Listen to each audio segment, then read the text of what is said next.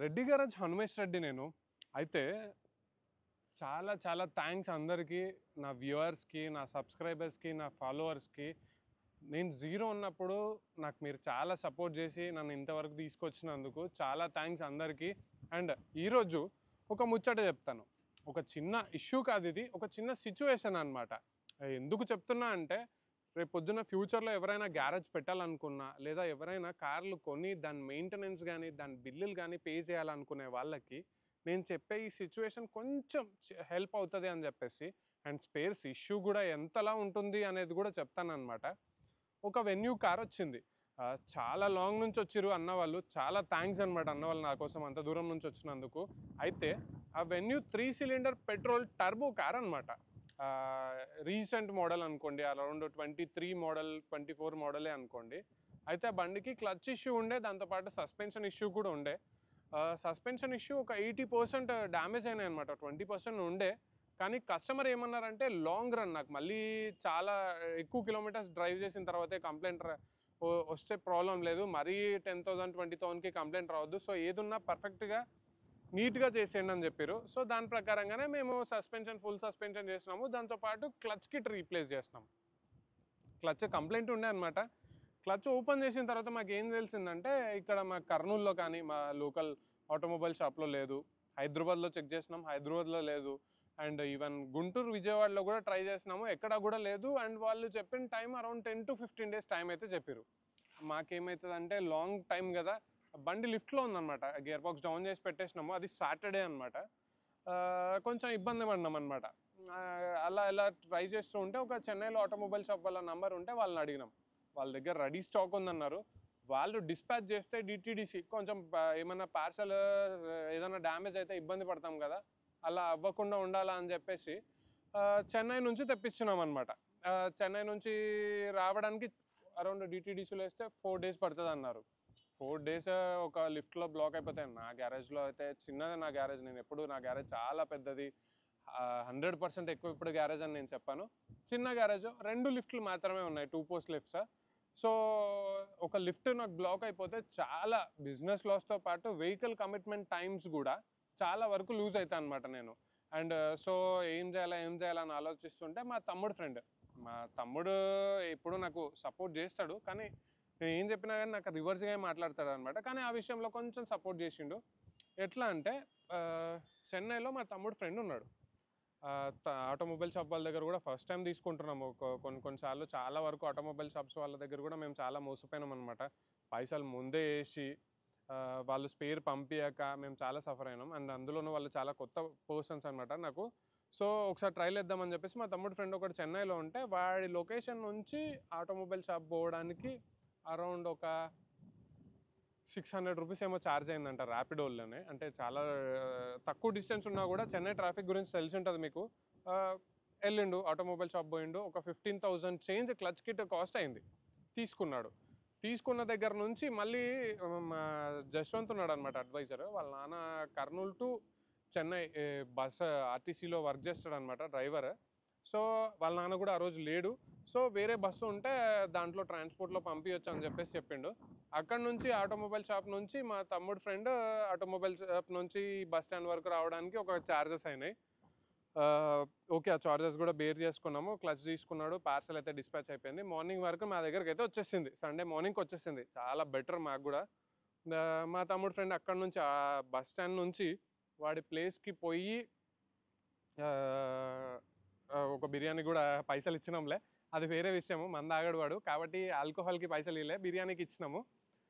Bus stand నుంచి వాడి place పోవడానికి 800 రూపీస్ అయింది. నైట్ వాడు రూమ్కి పోయేసరికి 12:30 అయిందనమాట. అంత హెవీ ట్రాఫిక్ ఉండే అండ్ పార్సల్ డిస్పాచ్ చేయడానికి కూడా టైం పట్టిండే. మొత్తం మాకు ట్రాన్స్పోర్ట్కి అరౌండ్ 2200 వరకు అయింది ట్రాన్స్పోర్ట్ ఛార్జెస్. ఎప్పుడు కూడా మేము ట్రాన్స్పోర్ట్ ఛార్జెస్ కస్టమర్కి బేర్ చేయాలి అని ఆలోచించాము. 2200 రూపీస్ అయితే కస్టమర్ ట్రాన్స్పోర్ట్ అయితే అయింది. ఇంకా క్లచ్ రాగానే చెక్ చేసుకున్నాం, ఫస్ట్ స్పేర్స్ రాగానే కొన్ని మిస్ మ్యాచ్ అవుతుంటాయి అనమాట, చెక్ చేసుకున్నాం, సెట్ అయిపోయినాయి. సో పార్ట్స్ అయితే రీప్లేస్ చేసినాము. తర్వాత వెహికల్ మొత్తం రెడీ అయిపోయింది. కస్టమర్ వాళ్ళు ఒక 2 రోజులు లేటుగా వచ్చారు. ఇంకా బిల్లింగ్ చేసిరు. బిల్లింగ్లో మా వాళ్ళు మామూలుగా నేను కొన్ని గ్యారేజెస్వి కొందరు మెకానిక్స్ నాకు పార్ట్ వేయకున్నా వేసినా అని చెప్పి పైసలు తీసుకున్నారు అని చెప్పేసి చెప్తారనమాట. నేను విన్నాను, అవి నేను చూడలేదు, నేను విన్నాను. మా గ్యారేజ్లో, మా రెడ్డి గ్యారేజ్లో ఆల్మోస్ట్ నేను ప్రతి వెహికల్ నేను ఆల్మోస్ట్ ఇన్స్పెక్ట్ చేస్తుంటా కదా, ఎప్పుడూ కూడా స్పేర్స్ వేయకుండా వేసినామని చెప్పి పైసలు తీసుకుంది అయితే నిల్. ఇంతవరకు ఎప్పుడు అలాంటి మోసం అయితే మేము ఎప్పుడు చేయలేదు. మేము స్పేర్స్ ఎట్లా అంటే స్పేర్స్ ఒక షాక్ అబ్జర్వర్ పోతే 2 మార్చేసుకోండి అని చెప్పడం కానీ, ఫుల్ సస్పెన్షన్ చేసుకోండి అని చెప్పడం కానీ, ఫుల్ బోర్ చేసుకున్నప్పుడు అన్ని పార్ట్స్ కొత్త వేసుకోండి అని చెప్పడం కానీ, అట్లా చెప్తున్నాం. కానీ అనవసరమైనవి మేము ఎప్పుడు చెప్పలేదు అండ్ ఎప్పుడు చేయలేదన్నమాట.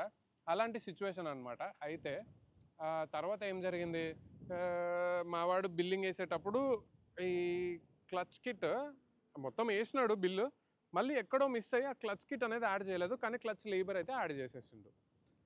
కస్టమర్ వచ్చిండు, చెక్ చేసుకుండు, నాకు ఏదో డౌట్ కొడుతుంది, మీరు క్లచ్ కిట్ మార్చిరా లేదా అని చెప్పేసి అడిగిండు.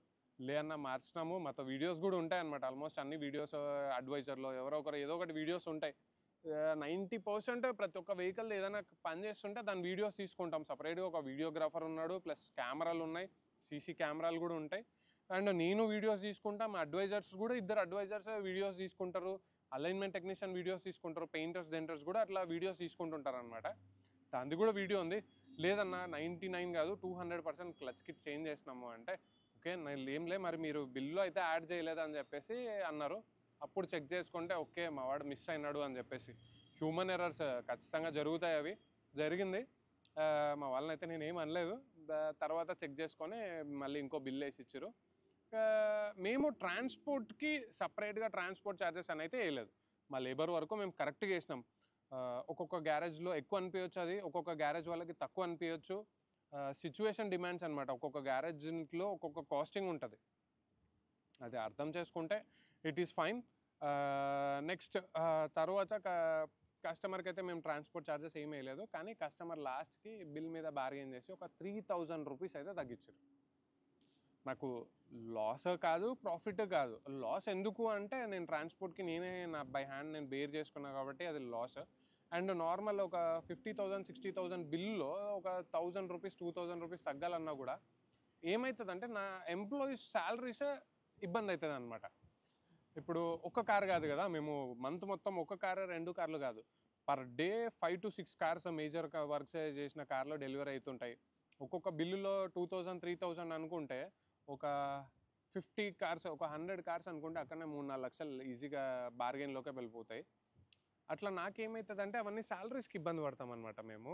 అండ్ ఈవెన్ నేను కూడా గ్యారేజ్ ఓనర్నైనా నేను కూడా ఒక ఎంప్లాయీ లాగే నేను మంత్లీ శాలరీ నా గ్యారేజ్ నుంచి నేను తీసుకోవాల్సిందే.